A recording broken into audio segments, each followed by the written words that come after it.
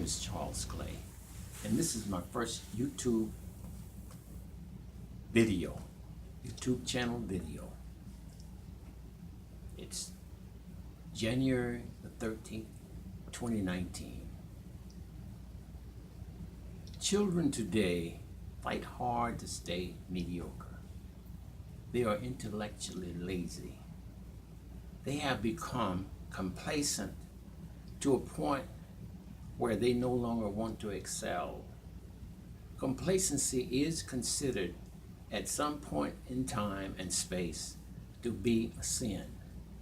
Sunday, I went to church and my minister preached on his sermon, which dealt with this aspect.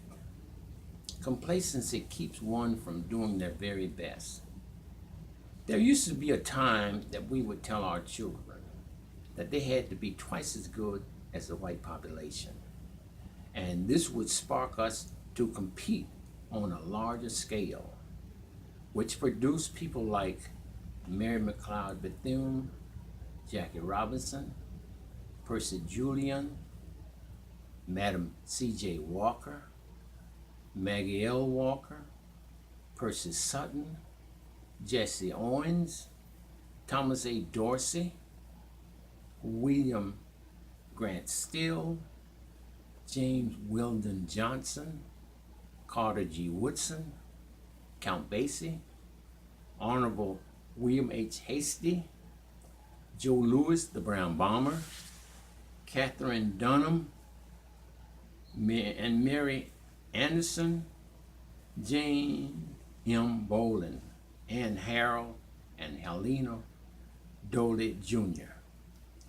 After the Civil War, we were told about religion. They told me to be content with my station in life.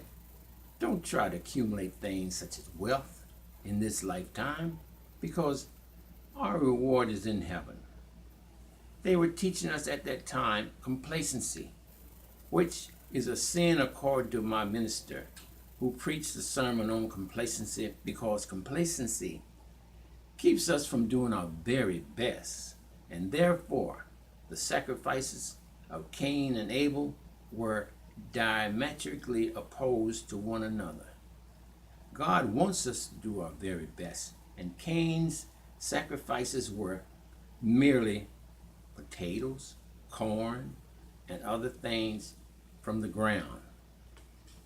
Their sacrifices were not morally equivalent.